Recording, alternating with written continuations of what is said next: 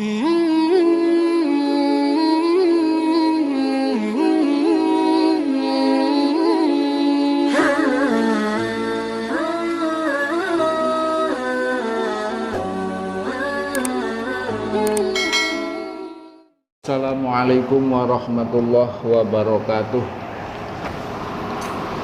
Alhamdulillah, wassalatu wassalamu ala rasulillah wa ala alihi wa ashabihi wa mawalah. Amma ba'd, faqul fala hawla wala quwata illa billahil alil azim. Pada kesempatan kali ini saya tertarik ingin membahas masalah tentang isu yang sangat ramai sekarang, yaitu pemerintah Iran itu melarang masyarakat untuk mengerjakan sholat Jum'ah,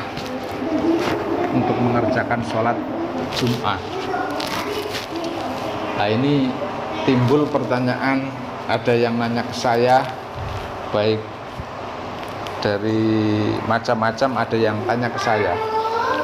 Lah, saya membahas ini dari sudut pandang fikih,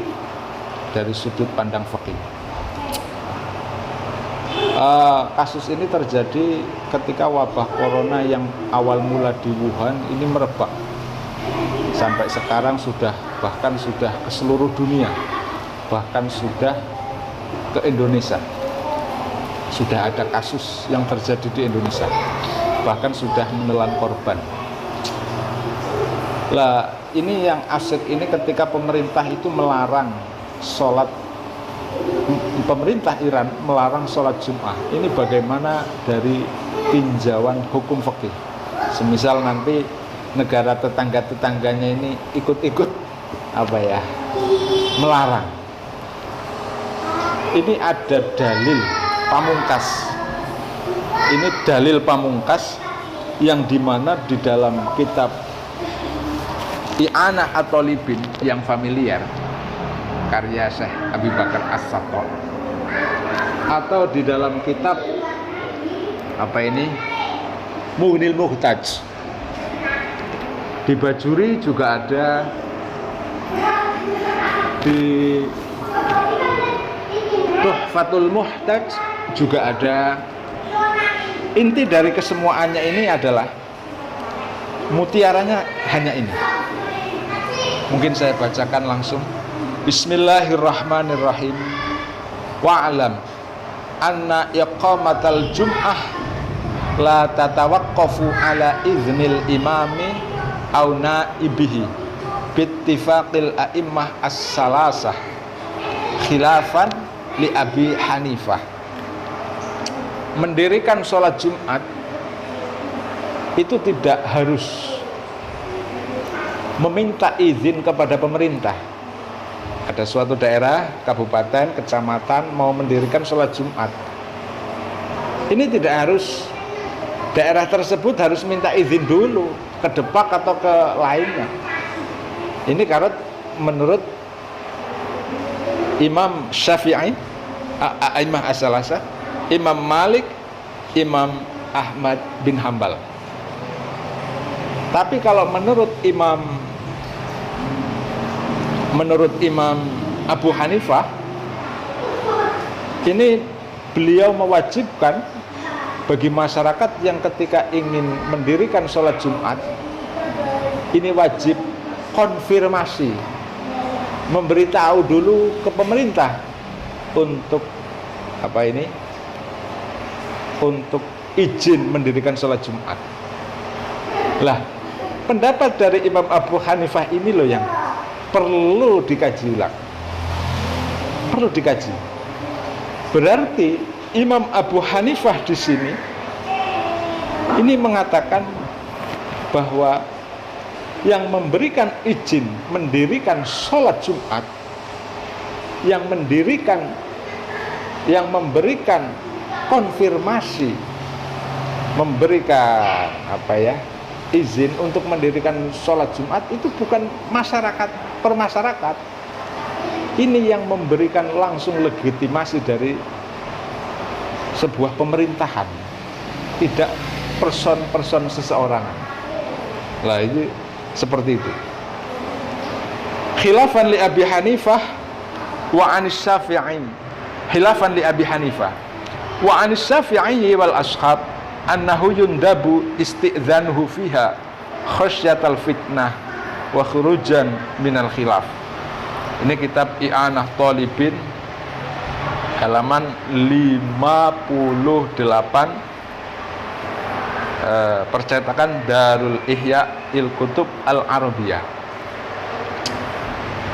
Tapi ada riwayat dari Imam Syafi'i dan Ashabus Syafi'iyah ini berpendapat disunahkan bagi masyarakat ketika mau mendirikan sholat Jum'ah harus memberi konfirmasi dulu ke pemerintah, bukan wajib, cuma sunnah. Kalau menurut Imam Abu Hanifah, memberi konfirmasi, memberitahukan mau mendirikan sholat Jum'ah niki hukumnya wajib. Jadi mau mendirikan sholat Jumat di sini di suatu kabupaten ini harus izin dulu ke pemerintah pusat. Ini wajib kalau menurut Imam Abu Hanifah. Dah, titik. Apa yang hubungannya dengan kasus yang di Iran tadi? Korelasinya begini. Korelasinya ketika masalah ini harus izin ke pemerintah, ketika harus izin ke pemerintah, maka pemerintah ini diperbolehkan memberi izin atau tidaknya, tergantung riayah alal maslahah. Dalam kitab Buyatul Mustarsidin juga ada sesuatu perkara yang dimana imam itu saya ulangi, suatu perkara sunnah, awal hukumnya sunnah, tapi ketika ada pemerintah itu memerintahkannya, perkara ini jadi wajib. Contoh kasus ketika sholat istisqa, hukum asal sholat istisqa adalah sunnah. Karena kemarau, akhirnya orang-orang mengerjakan sholat istisqa. Karena ada instruksi dari kecamatan atau dari kabupaten, seluruh kecamatan A, seluruh kabupaten B harus mengerjakan sholat istisqa. Perkara yang awal mulanya wajib, karena ada unsur perintah dari imam.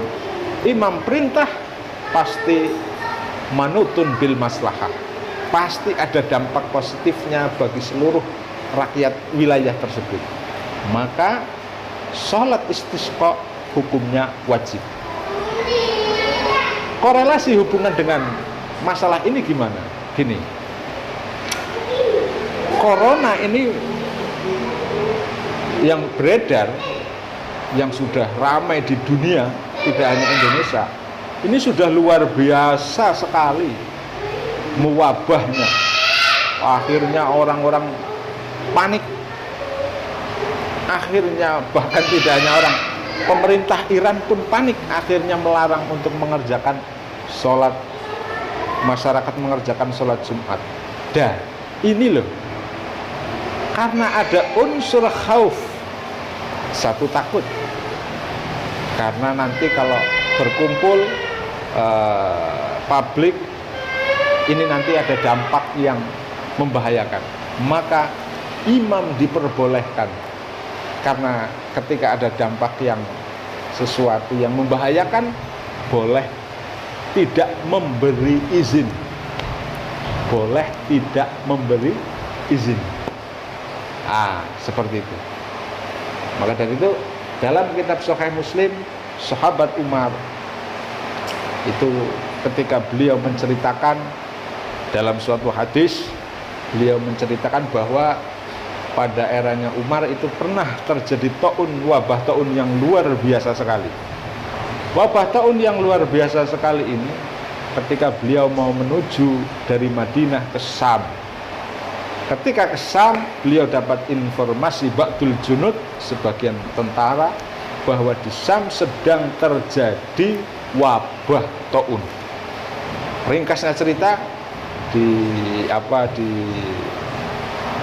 YouTube sebelumnya saya sudah ada, nanti saya cantumkan.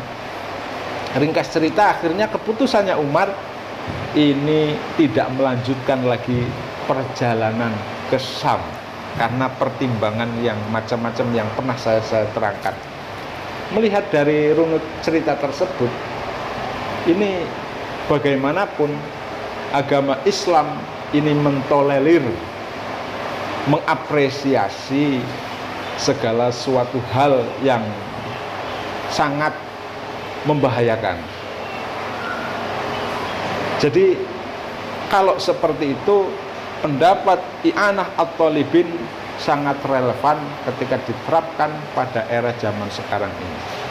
Mungkin cukup sekian, seandainya banyak kekurangan dari segi takbir atau argumen, nanti bisa kita berargumen, berdiskusi. Yang penting saya ingatkan, yang penting diskusi ini diskusi ilmiah, tidak semaunya sendiri. Kami juga berucap tidak semaunya sendiri, kami berlandaskan dari kitab-kitab, makalah ulama, coro jawane mboten karepe dhewe.